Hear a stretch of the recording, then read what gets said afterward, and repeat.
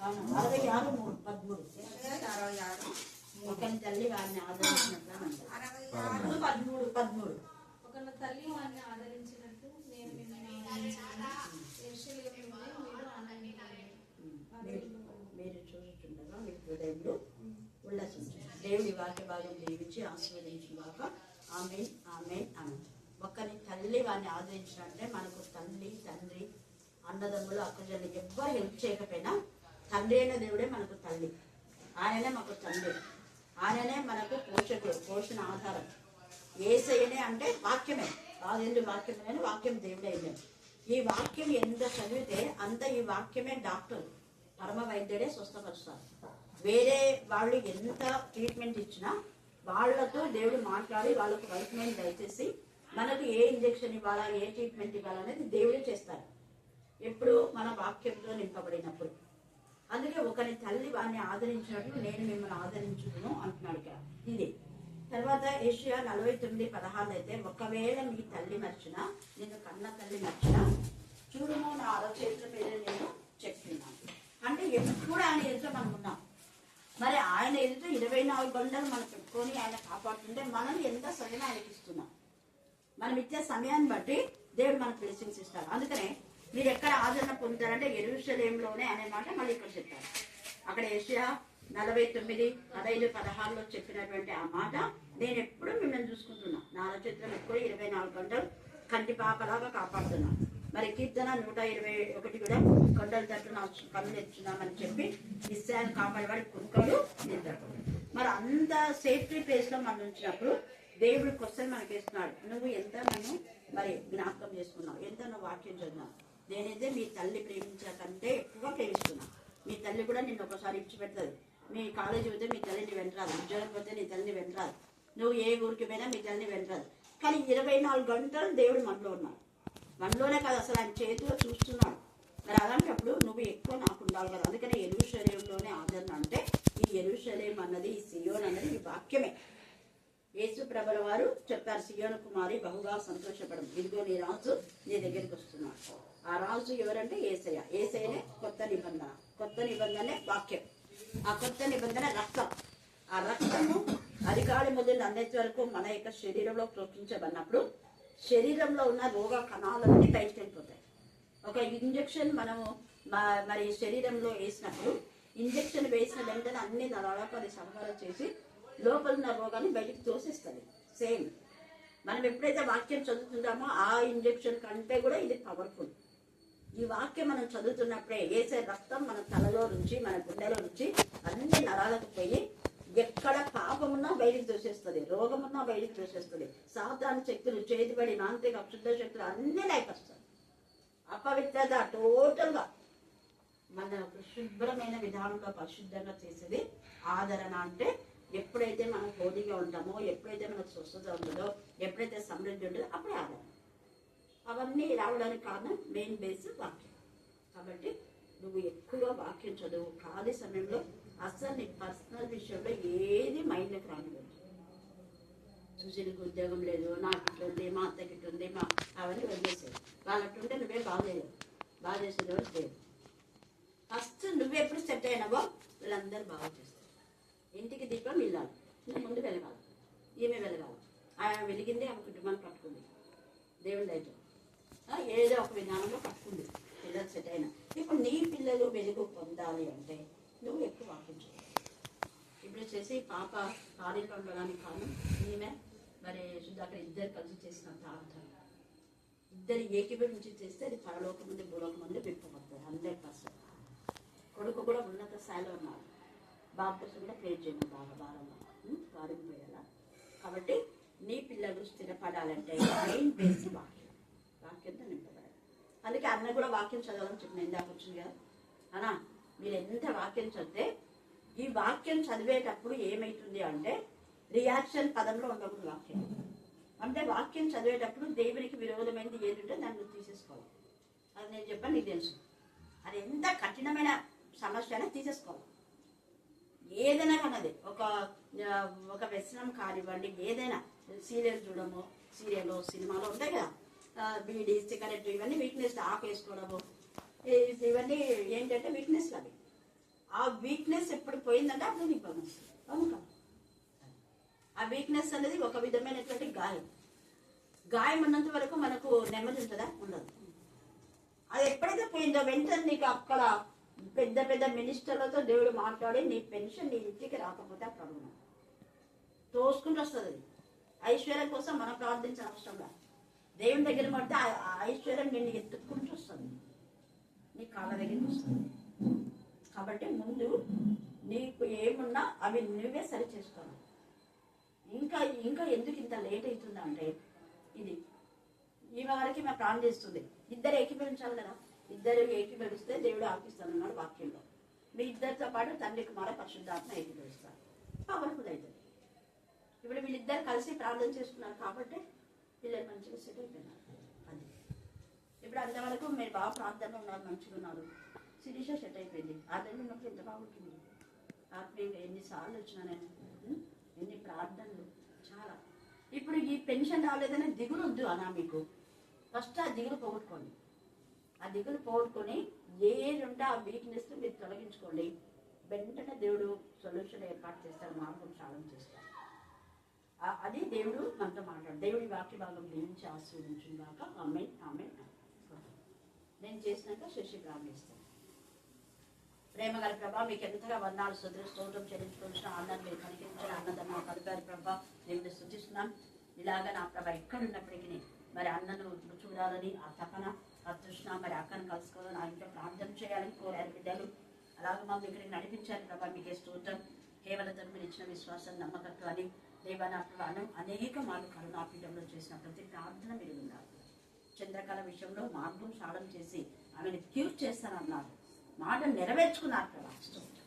బిడ్డ ఎంత అల్లాడిపోయిందో మీకు తెలుసు. మంచిగా నూతన బలం, నూతన శక్తి మీరు దయచేయండి. అలాగే నా ప్రభా ఇద్దరు పిల్లలు కూడా నా ప్రభా మంచి మార్పులతో పాస్ అయ్యి నిన్ను కనపరచి నిన్ను మహింపరచడానికి పెద్ద స్టడీస్లో మీ సన్నిధి కాంతి బిడ్డలు తోడుగా ఉంచమని సంఘంలో వాడబడినారని విని మీకు వందనాలు చెల్లిస్తున్నాం. How graces are, how marvellous are your promises.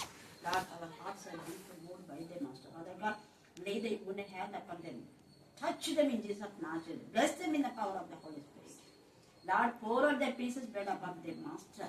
దేవా మీకే స్తోత్రం, మీకే స్తోత్రం, మీకే స్తోత్రం, మీకే స్తోత్రం, మీకే స్తోత్రం. ఇలాగ ఎప్పుడు బిడ్డల వాక్యంలో ప్రార్థనలు ఎదిగి నేను హత్తుకొని ఆనుకొని జీవితం అన్నలో మీ రక్తం చూపించి అన్న శరీరంలో హాని చేసేది ఏదుందో దాని అన్న నుంచి మీరే లాగి పడవేమని ప్రార్థిస్తున్నాను. నేను పౌలుకు మీరు దర్శనించి మునుకోలకు ఎదురుతంత అసాధ్యమని మీరు సెలవిచ్చారు. అది ఏది నీకు మా ప్రభా ఆయాసకరంగా ఉందో దాన్ని తీసేయమని ప్రార్థిస్తున్నాం. దాన్ని తొలగించుకునే శక్తి అన్నకు మీరు దయచేయమని ప్రార్థిస్తున్నాం. చిన్న పామైన నా ప్రభ నా తండ్రి అది విషయమే. మేము చిన్నది కదా, చిన్న అలవాటు అని అనుకుంటాం. ఆ చిన్నదే మా జీవితానికి పెద్ద నా ప్రభ రాతి బండ లాగలిపోతుంది. అది తొలగించమని ప్రార్థిస్తున్నాం. మీరు చేయగలరు.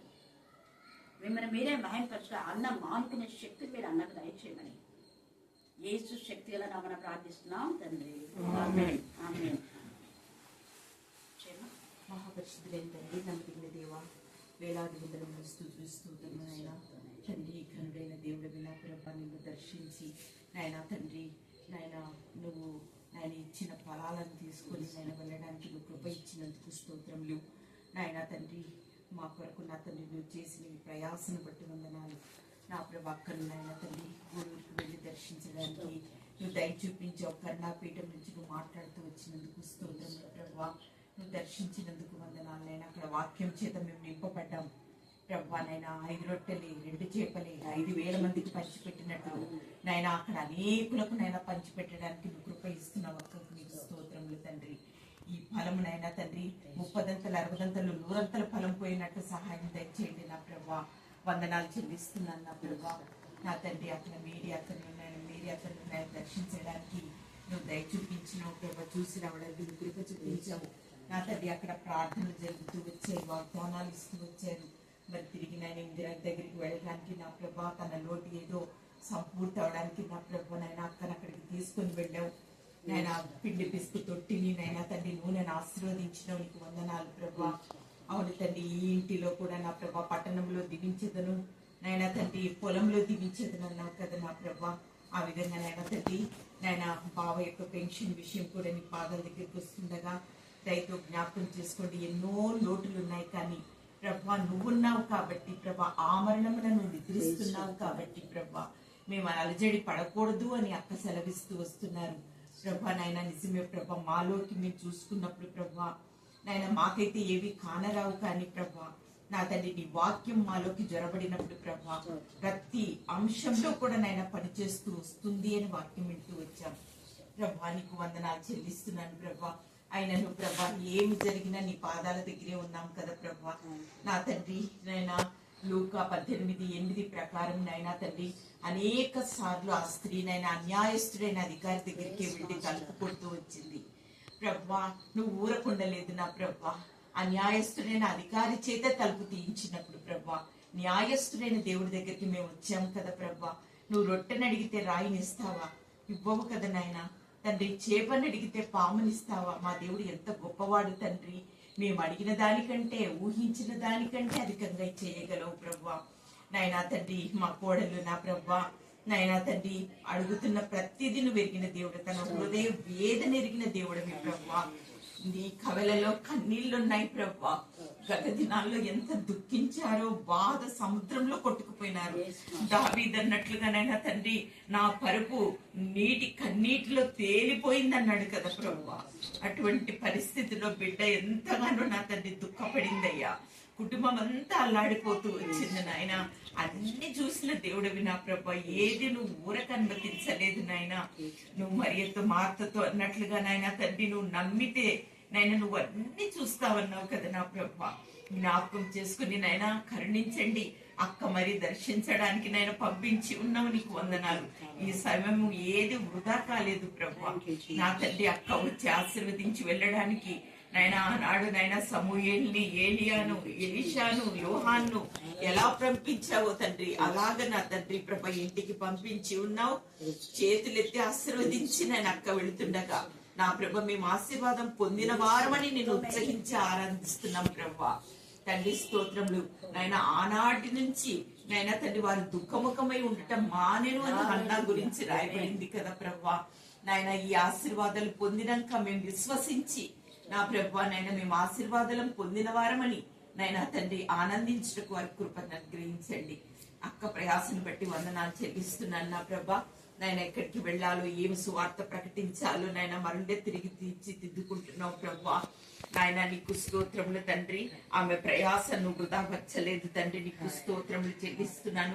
ప్రయాణం అంతా క్షేమంగా నడిచింది తండ్రి. అది నీ వల్ల జరిగింది కాబట్టి నేను స్తుతిస్తున్నాను ప్రభా.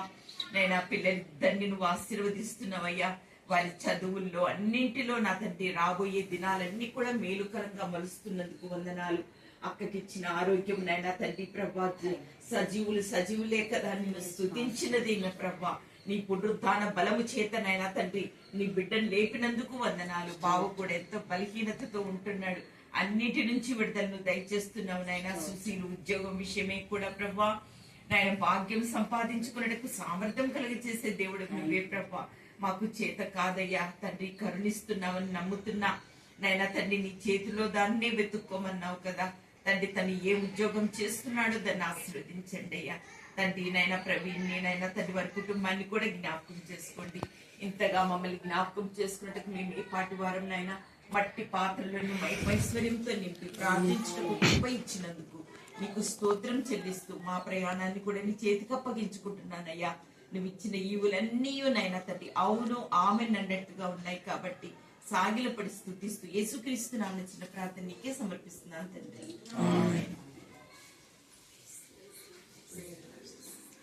అందరికీ వందనాలు.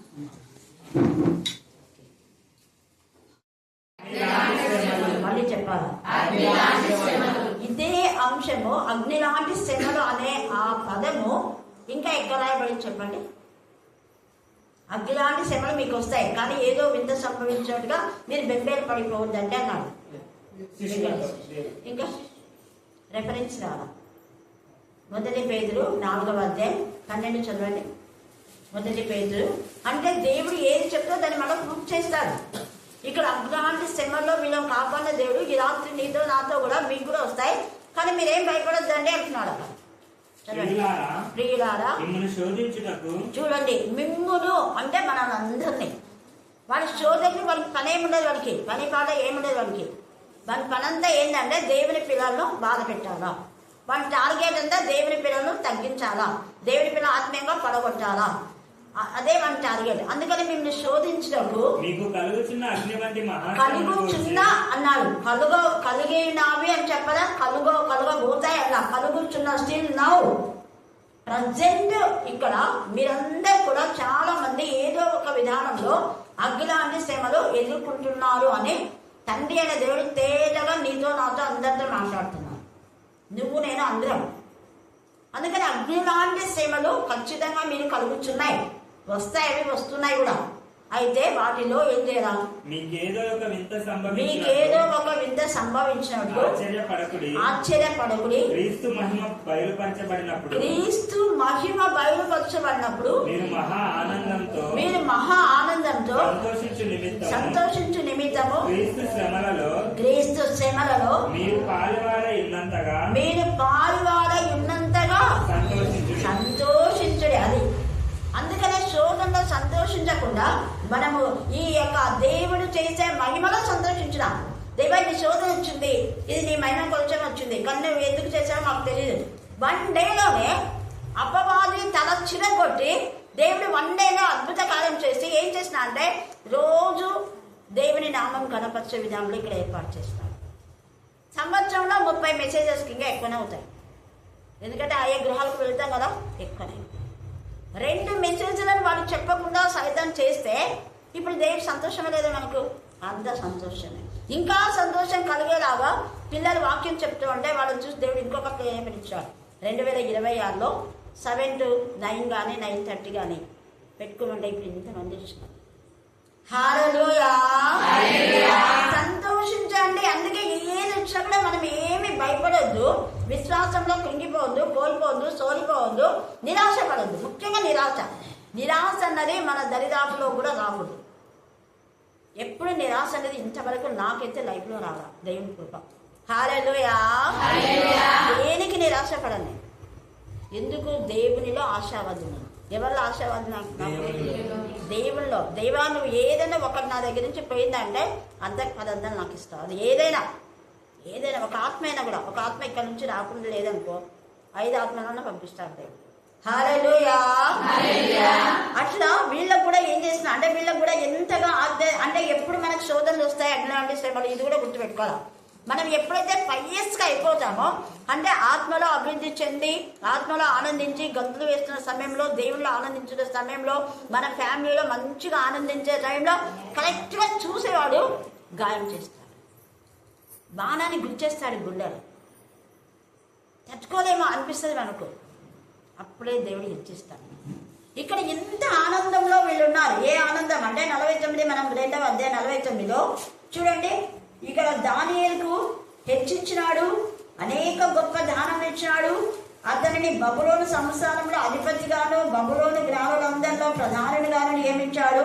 అంతటా దానియేలు రాజు వద్ద మనవి చేస్తే వాళ్ళ ఫ్రెండ్స్ కూడా వచ్చింది విచారణ. అందరూ ఆనందంగా ఉన్నారు, అందరూ సంతోషంగా ఉన్నారు.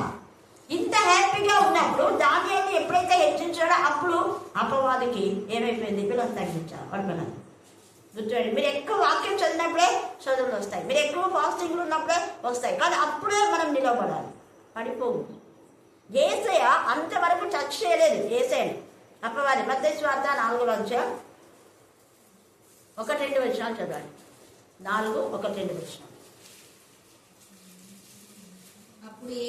అప్పుడు యేసు అపవాది చేత శోధింపబడుటకు ఆత్మ వలన ఎక్కడికి పోయినాడు? అరణ్యం. చూసారా, ఆత్మ ద్వారా అరణ్యానికి దేవుడే తీసుకొస్తున్నాం. ఆత్మతో నింపబడినాడు. అక్కడ 40 రాత్రింబగళ్ళు నిజంగా ఉపవాస ప్రార్థన చేయడానికి పరిశుద్ధాత్మతో శక్తితో నింపి నేను ఏంటంటే ఆనందించుచున్నాను అన్నాడు. దేవుడు ఆనందిస్తున్నాడు, యేసయ్య ఆనందించాడు, అక్కడ ప్రజలు ఆనందించాడు, యోహాను, అందరూ ఆనందంతో గంతులు వేస్తున్న సమయంలో ఆత్మ అరణ్యానికి తీసుకుపోయింది. అపవాది శోధించాడు. 40 రాత్రింబగళ్ళు ప్రార్థన చేసిన తర్వాత ఎవరైనా ప్రార్థన చేస్తే అపవాది పారిపోవాలని మనం అంటాం కదా. ప్రార్థన చేసి ముగిస్తే వచ్చినాడు. చూసావా, మనకు కూడా వస్తూ ఉంటుంది. ఉపవాస ప్రార్థన అయిపోతేనే ఇది జరిగిందా అది జరిగింది దానికి భయపడిన వస్తుందా. ఇక్కడ యేసయ్య ఎప్పుడైతే శోధించాడో వాడిని గద్దించి వాడిని పారిపోయేలా చేశాడు. అది మనం చేయాలి. హల్లెలూయా, హల్లెలూయా, హల్లెలూయా. అపవాది చేసే కుయుక్తుల్లో మనం ఏమేమంతా కూడా జడేయకూడదు, అనుమాన పడకూడదు. మరి ఏమాత్రం కూడా అపజయం మనకు వస్తుంది అని తలంపులో కూడా రాకూడదు. ఇక్కడ వీళ్ళకు కూడా సేమ్ అదే సంభవించినప్పుడు వీళ్ళు ఎంతగా ఆత్మీయంగా ఆనందిస్తున్నారో అప్పుడు వెంటనే వేరే వాళ్ళు వచ్చి ఏం చేస్తున్నారంటే, ఇదిగో నువ్వు ఒక పెద్ద బంగారు ప్రతిమ చేయి, అందరు వస్తారు, అందరు నమస్కరించారు. ఎందుకు? వీళ్ళు హైందవులుగా నమస్కరించారు కదా. ఇక్కడ మెచ్చుకున్నాడు, మీ దేవుడే నిజమైన దేవుడు అని. మరి అన్య రాజు మెచ్చుకున్నాడో అదే అన్య రాజు నోట్లో నుంచే వీళ్ళని బాధ పెట్టాలని టార్గెట్తో అపవాది అక్కడ ఉన్నటువంటి చాలా మందిలో అపవాది ప్రవేశించింది. ఇక్కడ యేసయ్యను శోధించడానికి ఎలా వచ్చిందో అదే అపవాది అక్కడ కింగ్ సౌలులో ప్రవేశించిన అపవాది, ఇస్కరియోతు యూదాలో ప్రవేశించిన అపవాది, అబ్షాలోంలో ప్రవేశించిన అపవాది, అమ్నోన్లో కామ పిశాచిలాగా పట్టి, కామ పిశాచి అన్నది కూడా అపవాది యొక్క క్రియలే. ధన పిశాచి, కామ పిశాచి, అన్ని క్షుద్ర శక్తులు, ఇవన్నీ దురాత్మలు, దయ్యాలు. ఈ దయ్యాలు వాళ్ళు ప్రవేశించి దేవుని పిల్లలను టార్గెట్ చేస్తాయి. అలాగా చేయడానికి ఇక్కడ వీళ్ళ అందరు కలిసి ఏమంటున్నారు చూడండి, అదిగో ఇక్కడ వీళ్ళు మాత్రమే ఏమాత్రం కూడా మొక్కకుండా ఉన్నారు. మొక్కకపోతే వాళ్ళ దేవుని విషయంలో తప్ప ఇంకెక్కడ వాళ్ళని మేము తప్పు పట్టలేం అనుకొని వాళ్ళ పైన చాడీలు చెప్పినారు. చాడీలు చెప్తే వాళ్ళు అంటున్నారు, చెప్పినప్పుడు నెబుకద్నెజర్ రాజు కూడా ఏం మీ గురించి ఇలా చెప్తున్నారు, మరేంటి మీరు మొక్కుతారా లేదా అని అంటాడు. ఇదంతా చదువుకోండి, మీకు టైం లేదు. అప్పుడు వాళ్ళు అన్నారు, 15వ వచనం చదవమా. వద్దు, అదే చివరి మాత్రం ఏమంటున్నా అంటే, మిమ్మల్ని నా చేతిలో నుండి మిమ్మల్ని విడిపింపగలవాడు దేవుడు ఎక్కడ ఉన్నాడు. ఇక్కడ అన్నాడు, మీ దేవుడే నిజమైన దేవుడు అని మొత్తం అందరికీ చాటించే దేవతలకు దేవుడు అన్నాడు. రాజులకు రాజు, నేను కాదు రాజు, ఆయనే రాజు. ఇన్ని చెప్పినటువంటి నెబుకద్నెజరు ఇక్కడ నా నుంచి నా చేతిలో అనుభవం ఉందిరా విశ్వాసఘాతకులైపోయినాడు. చూసారా, మనం అలాగ ఉన్నామేమో. చేసిన మేళను మర్చిపోయినాడు, క్షణంలో అందరిలోనే మర్చిపోయినాడు. అంతగా హెచ్చించాడు, అంతగా దేవుని పొగిడినాడు, దేవతలకు దేవుడు అన్నాడు, రాజులకు ప్రభు అన్నాడు. నేను కాదు రాజు, ఆయనే ప్రభు. ఇంత చెప్పి మళ్ళీ ఇప్పుడు ఏమంటున్నా, నా చేతిలో నుండి మిమ్మల్ని విడిపింపగల దేవుడు ఎక్కడున్నాడు. ఎంత గర్వం వచ్చేసింది. అప్పుడు అన్నారు వీళ్ళు, ఏం భయపడాల.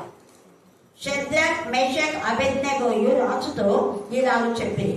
అంటే దానియేలు ఆయన సంస్థానంలో ఉన్నాడు కాబట్టి దానియేలుకు మొక్కే, అంటే రాజు మొక్కడు, మళ్ళా మిగతా అందరు మొక్కాలి. రాజు అంటున్నాడు, రాజు దగ్గర ఉన్న దానియేలుకు మొక్కకుండా డజన్ మ్యాటర్, మిగతా వాళ్ళందరూ మొక్కాలి. చూడండి ఇక్కడ అప్పుడు అన్నారు, ఇందుని గురించి నీకు ప్రత్యుత్తరం ఇవ్వవలన చింత మాకు ఎంత బాగుంది. ఈ పదం నేను పదే పదే పదే ఎన్నిసార్లు చెప్తాను. అసలు నాకు చింతలేదా డజన్ మ్యాటర్ అంటున్నారు. నువ్వేది పెద్ద రాజు అని పెద్ద ఎంత కేర్లెస్గా. మాకు ఉద్యోగం ఇచ్చినాడు కదా, ఆయనకు లోబడదాంలే. లేదు, దేవుడు చెప్పినందుకు ఉద్యోగం ఇచ్చాడు. దేవుడు తలంచకపోతే ఈ ఉద్యోగం మాకు రాదు. దేవుడి కృప, దేవుని దయ, దేవుడు దానియేలు ప్రార్థన విన్నాడు, దానియేలు సిఫారసు చేసినాడు. కృతజ్ఞత కలిగి ఉండాలంటే దానియేలుకు ఉండాలి. మేము నువ్వు ఉద్యోగం ఇచ్చావని మాకేం చింత లేదు. అసలు నువ్వు ఉద్యోగం ఇచ్చావని మేము దేవుడికి విరోధమైన పాప పని చెయ్యాలి, చింత లేదు అంటున్నాడు. మేము సేవించుచున్నా ఎంతమా ఎత్తున్నాడు అనుదినము మేము సేవించుచున్న దేవుడు మండుచున్న వేడిని గల ఈ అగ్నిగుండంలో నుండి మమ్మల్ని తప్పించి, ఒకటి తప్పిస్తాడు, రెండవది రక్షిస్తాడు, మూడవది ఆయన సమర్థుడు. అందుకే మీరు ఎంత బాగా పాడుతున్నారు. ఆ పాట అందరూ పాడుతుంటారు. ఈ పాప ఎక్కువ పాడుతుంటారు. అందరు ప్రార్థన చేసినా మరి ఈ పాప కూడా బాగా ప్రార్థనలో ఎక్కిపిస్తుంది. మరి ఏమి హల్లెలూయా, హల్లెలూయా, హల్లెలూయా. రాత్రి ఈ యొక్క మాట ప్రతిరోజు మీరు చెప్పండి. అపవాది నువ్వెన్ని ఏం చేసినా నీ యొక్క కీర్తులను, నీ జిమ్మిక్స్ ను పైన ఎత్తులేస్తాడు దేవుడు. నీ ఎత్తుకు పై ఎత్తేసే దేవుడు మా దేవుడు. పైన ఉన్నాడు, ఆకాశం ఉంటున్నాడు. నువ్వు భూమి మీద ఉన్నావు. నీ అధికారం ఎక్కడ? ఆకాశ మండలం వరకే, పైకి లేదు నీ బతుకంతే. చెప్పాలి, మనం రోజు చెప్పాలి పడతాం అపవాదం. ఈ రోజు నువ్వు ఈ చెప్తే ప్రతి శోధ నుంచి మనం తప్పిస్తాడు ఖచ్చితంగా. శోధంలోకి తేక మమ్మల్ని కాపాడని పర్లో ప్రవేశంగా రోజు చేస్తామా? చేస్తాం. అందుకనే తప్పిస్తాం. భక్తుడు. తేటగా మాట్లాడుతున్నాడు. ఒకవేళ మీరు చెప్పినట్టుగా ఆయన రక్షించినా రక్షించకపోయినా రాజా, నీ దేవతలను మేము పూజింపమనియు నీవు నిలబెట్టించిన బంగారు ప్రతిభకు నమస్కరింపమనియు తెలుసుకో. ఆ మాట అంటే ఎంత నశాలకు ఎక్కిపోయి, నన్ను తెలుసుకోమంటావా? నేను తెలుసుకోనా? నీకు ఉద్దేశించింది ఎవరు? నేనే కదా అనుకుంటాను. కోపం వచ్చేసి మేము వస్తారు మొక్కం తెలుసుకోమంటాను. ఇక్కడ తెలిసింది, తెలుసు కూడా మళ్ళీ మాట్లాడుతున్నాడు, మళ్ళీ తెలుసుకుంటున్నాడు. అప్పుడు అంటాడు కదా, అప్పుడు రాజుకి ఎంత కోపం వచ్చింది, ముఖ వికారం ఆయన. కనుక ఏం చేసినా అంట, ఎప్పటికన్నా ఏడంతలో అంతే. మనం ఈయన ధైర్యంగా ఉండే మనం పనులు చేసుకుంటే వాళ్ళకి ఏడంత కోపం వచ్చింటది. వీళ్ళు 2 రోజులు చెప్పకూడదు అంటే ఇన్ని రోజులు చెప్తున్నారు. కోపం కోపం కోపం వస్తుంది. కోపం పనులు కానీ పాపము కోపము ఎంతవరకు ఉండాలా? కొంచెమే మళ్ళీ ఇంకా అలా ఉంచుకుంటే అంతే, ఇంకా అదే గుండె పగిలేలా చేస్తుంది. ఇక్కడ 700 చేయించినాడు. నువ్వు 700 చేయించినా 1000 చేయించినా ఏం ప్రాబ్లం లేదు. ఎంత బాగా చెప్తున్నాడు చూడండి. వీడు 700 చేయించి అప్పుడు బలిష్ఠులైన వాళ్ళతో ఎలాగ వేయించిన అంటే వాళ్ళ వస్త్రధారణ ఇక్కడ ఉంది. నిజంగా దేవుని పిల్లలు ధరించవలసిన వస్త్రం ఇవి. మన ఇండియాలో లేవు కానీ అక్కడ ఉన్నాయి. ఏమన్నాయి చూడండి, ముందు అంగి ఉంది, తర్వాత ఏముంది, ఖచ్చితంగా దైవజనులు నిలువుటంగి వేసుకోవాలి.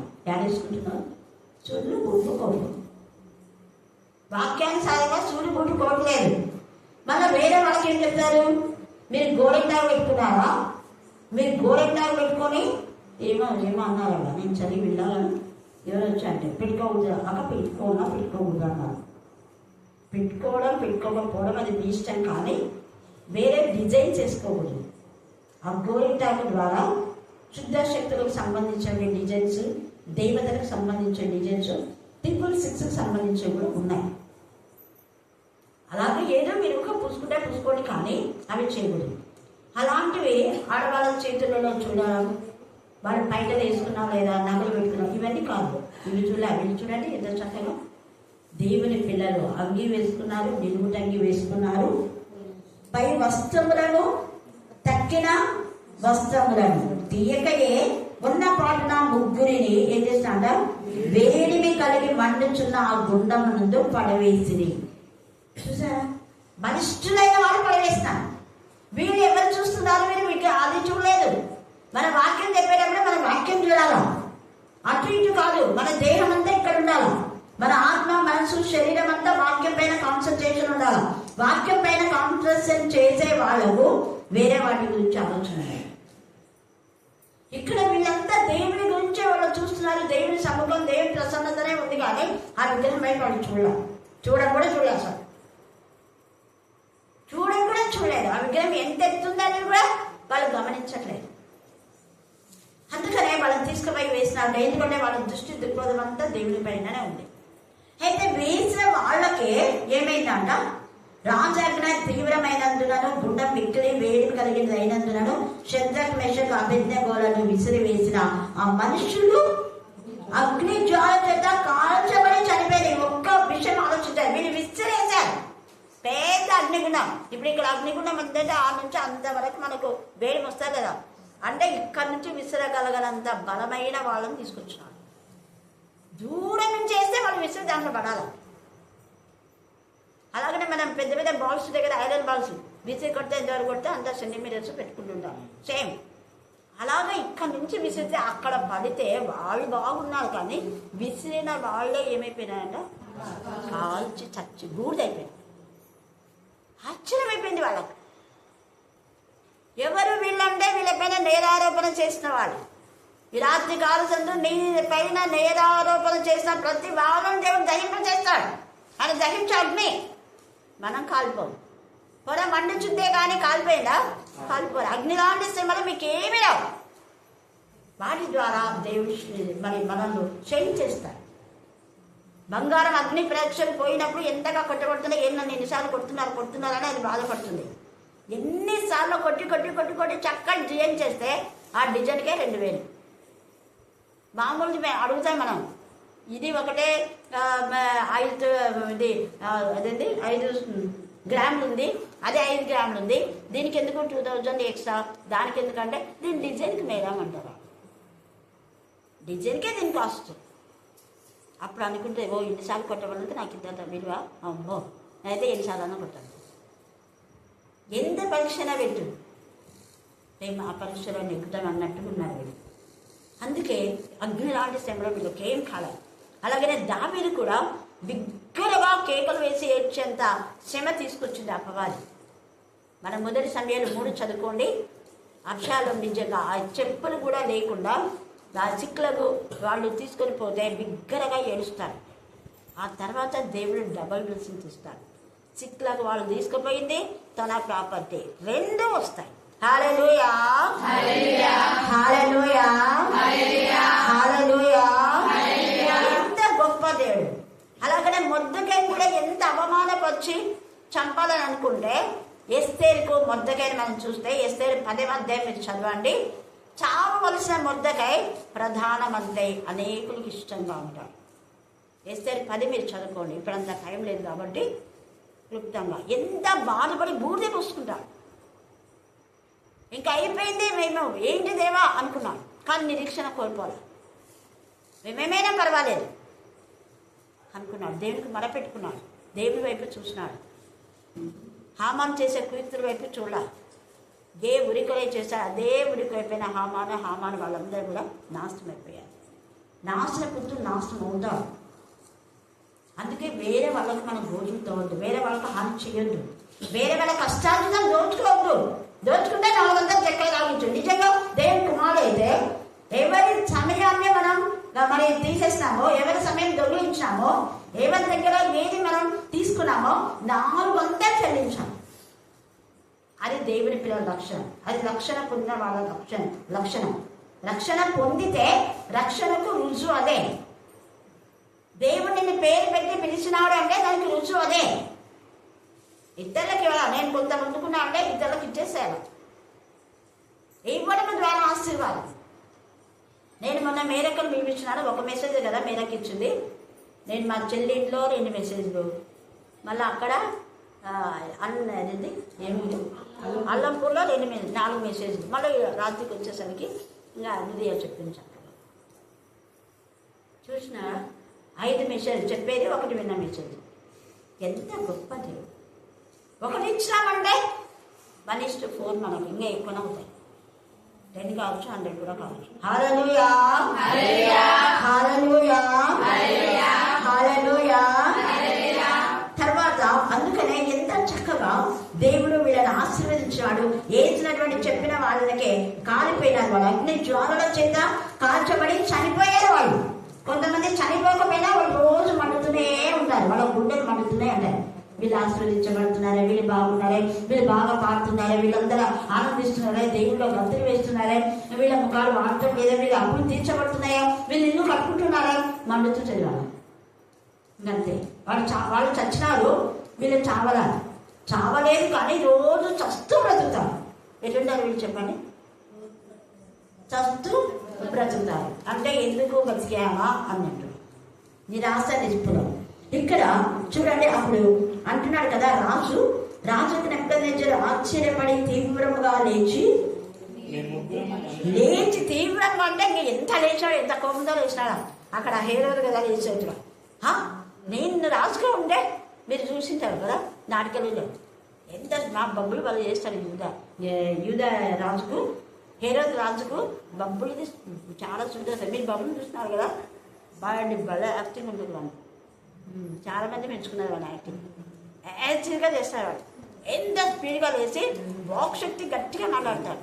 వారి వాక్ ఎంత గట్టిగా ఉంటుంది. బబ్బులు ఎప్పుడు హేరోదుకేస్తారు వాళ్ళు. అంత ఇదిగా లేచి నేను రాస్తుంటే అలా యూద రాజా ఎక్కడ పుట్టాడు అని ఇక్కడ కూడా లేచినాడు ఆయన. అదేంది ఆశ్చర్యం, ముగ్గురు వేసింది, నలుగురు కనపడుతున్నారు. అందులో గుండె గుబేలమైంది. రాజు మేము ఏం చేస్తానో చూడు అన్నాడు. మీరు గిన మొక్కపోతే నీ పని ఉంది చూడు అన్నాడు. ఇలా నా పని కాదు నీ పని చేస్తాను దేవుడు అన్నాడు. నా పని కాదు, ముందు నీ పని చేస్తాను చూడు, నువ్వు చూసుకో ఫస్ట్ అన్నట్టుగా మాట్లాడినారు. అప్పుడు చూడు అంటున్నాడు కదా, రాజా అన్నాడు. వేసి అగ్నిలో మనం వేసింది ముగ్గురే కదా అన్నాడు. మతి స్థిమితం అయిపోయింది. అందుకే వాళ్ళందరూ కూడా అవును రాజా ముగ్గురే వేసింది అన్నాడు. అప్పుడు అన్నాడు, నేను నలుగురు మనుషుల బంధకములు లేక అగ్నిలో సంచరించడం చూస్తున్నా, నేను ఆత్మనేత్రం తెరవనాయి. నువ్వే కాదు నాయన, మేమందరం చూస్తున్నాం, చిక్కుతుంది మాకు కూడా, నువ్వు ఎత్తలేకున్నాం. ఎవరెవరు సార్లు చెప్పినారో వాళ్ళందరూ పైన పోయినాయి. అయిపోయింది మన కథ అనుకున్నాను. తర్వాత అందరూ వేసేస్తున్నాడు. ఈ నెబ్బెనెదురు ఇక్కడ రాయబడేది, కానీ ఎవరెవరైతే సారీలు చెప్పారో వాళ్ళందరూ అగ్నికి ఆపుదైపోయినారు. అప్పుడు రాసు బుద్ధి తెచ్చుకొని మాట్లాడతాడు. ఏమని చూడండి, 4వ వాని రూపము దేవతల రూపములు. ఎప్పుడు దేవుని దేవతలు ఈ నెబ్బెనెదురు దేవతలే వస్తారు నోటికి. వాళ్ళంతా దేవతలు ఉంచే, వాళ్ళకంతా ఎన్ని దేవతలు ఉంటాయి, కానీ ఆడవాళ్ళు దేవతలు వాళ్ళు. అందుకే కామపిచాచంట, యక్షునంట, గద్దర గాబులు ఏమేమో ఉంటాయి వాళ్ళ పేర్లన్నీ. అత్తమి దేవత అంట, మహాదేవి, తర్వాత ధనదేవత ఉంటుంది, గంగా దేవత ఉంటుంది వాళ్ళకు. ఏమే అన్నీ ఇవన్నీ ఇక్కడ అక్కడికి ఇంకా భయంకరమైన దేవతలు. ఈ దేవతల పేర్లను బట్టి ఎప్పుడు దేవతని అంటాడు. అందుకే దేవతల రూపంలో పోలినదని, దేవతల రూపం దేవుని రూపం అది వారికి ప్రత్యుత్తరం ఇచ్చాడు. అంతటా నెబుకద్నెజరు వేడిని కలిగి మండుచున్న గుండము వాకిలి దగ్గరకు వచ్చి షద్రక్, మేషక్, అబేద్నెగో అన్న వారలారా, మహోన్నతుడైన దేవుని, ఇప్పుడు వచ్చింది గుర్తు, అప్పుడు వేసినప్పుడు లేదు, మీరు మహోన్నతైన దేవుని పిల్లలు కదా అని ఇప్పుడు మాట్లాడుతున్నాడు. మహోన్నతుడగు దేవుని, ఉన్నతైన దేవుడు, మా దేవతల కంటే ఉన్నతుడైన మహోన్నతుడగు దేవుని సేవకులారా బయటికి వచ్చి నా యుద్ధకు రండని పిలువగా షద్రక్, మేషక్, అబేద్నెగో ఆ అగ్ని గుండంలో నుండి బయటికి వచ్చి అధిపతులను, సేనాధిపతులను, సంస్థానాధిపతులను, రాజు యొక్క ప్రధాన మంత్రులను కూడి వచ్చి ఆ మనుషులను పరీక్షించి వారి శరీరములకు అగ్ని ఏ హాని చెయ్యకుండుటయు, వారి తల వెంట్రుకలలో ఒకటైనను కాలిపోకుండుటయు, వారి వస్త్రములు చెడిపోకుండుటయు, అగ్ని వాసనను వారి దేహములకు తగలకుండుటయు చూచిరి. నెబుకద్నెజరు షద్రక్, మేషక్, అబేద్నెగో అను వీరి దేవుడు పూజార్హుడు. ఎన్నిసార్లు చూడండి, ఇక్కడ అన్నాడు, మళ్ళీ ఇక్కడ అన్నాడు. దేవుడికి స్తోత్రం. దేవుడు మన రుచిపరిచే దేవుడు, ఆయన రుచిపరిచే దేవుడు. నేను అదే పదే మీకు చెప్తాను, ప్రార్థన వెంట రుచిపరుస్తాను. అల్లంపూర్లో ఎంత బాధపడింది ఆమె 2 రోజుల క్రితమే రుజుపరిచింది ఆమె కన్నీటి. వెంటనే సంతోషం, బాధ వెనుక సంతోషం. వీళ్ళకు కూడా అగ్నిగుణంలో వేసినా ఏం బాధపడ, ఇప్పుడు ఇంకా ఆనందం. ఏ రాజు అయితే నా నుంచి తప్పించారన్నాడు, అదే రాజు నోటితో దేవుని మహిమపరచేలా చేశారు. హల్లెలూయా, హల్లెలూయా. అన్ని జనులలో దేవుని మహిమపరిచే వాళ్ళంగా మనం ఉండాలి. అందుకనే ఇక్కడ అన్నాడు కదా, ఎంత చక్కగా నెబుకద్నెజరు షద్రకు వాళ్ళ దాన్ని పిలిపించి అంటున్నాడు కదా, నిజంగా ఆయననే పూజార్హుడు. ఆయన తన దూత నంపి 4వ వ్యక్తి అన్నాడు కదా, ఆ వ్యక్తి యేసయ్యనే, నరరూపధారుడే, మనుష్యావతారే వస్తాడు అన్నదానికి అక్కడనే మనుష్యావతారం ఎత్తాడు ఆయన. అందుకే ఆయన తన దూత నంపి తను ఆశ్రయించిన దాసులను రక్షించరు. ఈ రాత్రి దేవుని ఆశ్రయించిన వాడు దేవుని రక్షిస్తారు. మహా అగ్ని అంటే శ్రమలలో దేవుడిని కాపాడతారు. వారు తమ దేవునికి కాక మరి ఏ దేవునికి నమస్కరింపకయు, ఏ దేవుని సేవింపకయు ఉందమని తమ దేహములను అప్పగించి రాజు యొక్క ఆజ్ఞను వ్యక్తపరచుడి. కాగా నేను ఒక శాస్త్రం నియమించుచున్నాను, ఏదనగా ఈ విధముగా రక్షించుటకు సమర్థులకు దేవుడు కాక మరి ఏ దేవుడో లేడు. కాగా ఏ జనులలో గాని, ఏ రాష్ట్రంలో గాని, ఏ భాష మాట్లాడు వారిలో కానీ షద్రక్, మేషక్, అబేద్నెగో అను వారి దేవుని ఎవరు దూషించునో వాడు తుత్తునియలుగా చేయబడును, వారి ఇల్లు ఎల్లప్పుడూ పెంట కుప్పగా ఉండను. అంతట నుండి రాజు షద్రక్, మేషక్, అబేద్నెగో అను వారిని బబులోను సంస్థంలో హెచ్చించను. ఇక్కడ ఆల్రెడీ ఇచ్చినాడు, అంతకంటే హెచ్చించినాడు. అక్కడ దానియేలుని హెచ్చించిన దేవుడు ఇక్కడ వీళ్ళని హెచ్చించినాడు. అయితే గుర్తు పెట్టుకోవాలి, మన ఇల్లు సుభిక్షంగా ఉండాలంటే తండ్రి అయిన దేవుని ఎవరైతే అవమానపరుస్తారో వాళ్ళ ఇల్లు పెంటగా చేయబడతాయి. ఇక్కడనే కాదు, ఎక్కడైనా పెంట కుప్పలుగా చేయబడతాయి వాళ్ళ ఇల్లు. అలా చేయబడకుండా ఇల్లు కట్టి అవి సరిగా కంప్లీట్ కాలేదంటే మరి కొన్ని ఇళ్లలో భయంకరమైన నానాక చండాలమైన దేవుడికి విరోధమైన పాపాలు జరుగుతుంటాయి. అంటే కట్టింటారు, ఇంట్లోకి పోరు, అక్కడికి వదిలేస్తే ఇళ్లలో చండాలమైన క్రియలు జరుగుతాయి. ఆ పాపము చేయడానికి, ఆ పాపాలు మరి జరిగించడానికి ఆ కట్టిన ఇంట్లోకి వాళ్ళు వెళ్లకుండా అది అన్కన్షన్గా ఉంటే అది దేవుడి ఉగ్రత, శాపం. వాడి ఇల్లు కట్టి పూర్తి చేయకపోయినా ఉంది కదా వాక్యంలో, దుష్టులకు నివాసం చేయకూడదు. అలాగనే సేమ్ మన హృదయం కూడా మనం దేవుడికి ఆశ్రయం ఇచ్చినప్పుడు మన హృదయంలో అపవాది ప్రవేశించకుండా వాక్యంలో మన హృదయాన్ని నింపుకుందాం. ఖాళీ గ్లాసులో ఎంతవరకు ఖాళీ ఉండే గ్లాసు అంతవరకు గాలి చేరుతుంది. అలా కాకుండా మన హృదయాలు వాక్యంతో నింపుకొని దేవుని ద్వారా అనేకులకు మనం దేవుని నామాన్ని గణపరిచి అన్యజనులో దేవుడు మనకిచ్చిన వాగ్దాన్ని ప్రూవ్ చేస్తారు, రుజువుపరిచేవారిగా. వీళ్ళు రుజువుపరిచినారు, మనం రుజువుపరిచేవారిగా ఉండాలి. దేవుడు ఈ వాక్య భాగం దీవించి ఆశీర్వదించుగాక. ఆమేన్, ఆమేన్, ఆమేన్. చివరి నాకు భయమేలా, నాకు దిగులేలా, నాకు చింతేలా, నాకు భీతియేలా, నాకు భయమేలా, నాకు దిగులేలా, నాకు చింతేలా, నాకు భీతియేలా, నీవు నాతో నాకు భయమేలా నా యేసయ్యా, నీవు నాలోనే ఉన్నావయ్యా, నాకు దిగులేలా నా యేసయ్యా. కష్టములో నష్టములో నా తోడు ఉన్నావు, వేదనలో వేదనలో నా చెంత ఉన్నావు, కష్టములో నష్టములో నా తోడు ఉన్నావు, వేదనలో వేదనలో నా చెంత ఉన్నావు, అడిగిన వారికి ఇచ్చేవాడవు, వెలగిన వారికి దొరికేవాడవు, అడిగిన వారికి ఇచ్చేవాడవు, వెలగిన వారికి దొరికేవాడు, తట్టిన వారికి తలుపులు తెరిచే దేవుడవు, తట్టిన వారికి తలుపులు తెరిచే దేవుడవు. దేవా దేవా నీకే స్తోత్రం, దేవా దేవా నీకే స్తోత్రం, దేవా దేవా నీకే స్తోత్రం, దేవా దేవా నీకే స్తోత్రం. నీవు నా తోడు ఉన్నావయ్యా, నాకు భయమేలా నా యేసయ్యా, నీవు నాలోనే ఉన్నావయ్యా, నాకు దిగులేలా నా యేసయ్యా.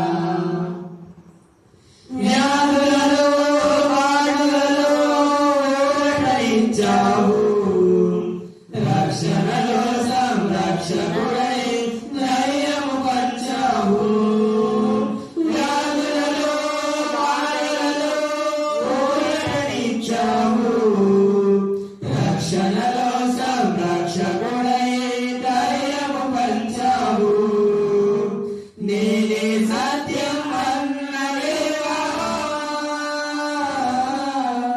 నేనే మార్గం అన్న దేవా, నేనే సత్యం అన్న దేవా, నేనే మార్గం అన్న దేవా, నేనే జీవము అని పలికిన దేవా, నేనే జీవము అని పలికిన దేవా, దేవా దేవా నీకే స్తోత్రం, దేవా దేవా నీకే స్తోత్రం, దేవా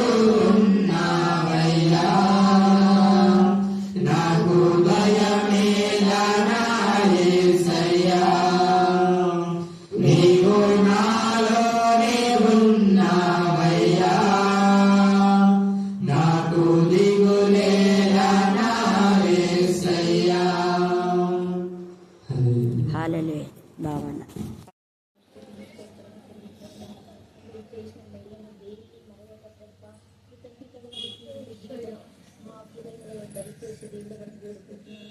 శోధనను ఎదుర్కొని ప్రార్థన శక్తిని విశ్వాసాన్ని మాకు దయచేసి దేవుడని వేడుకుంటూ తిరిగి ప్రయాణంలో మేము వెళుతుండగా మాకు నూతన బిడ్డలకు సౌలభ్యం నేను బిడ్డ చేసిన సేవను బలపరిచి పదంతలుగాను అరవదంతలుగాను 100 అంతలుగాను అధించే వాటిని దయచేసి దేవుడని వేడుకుంటూ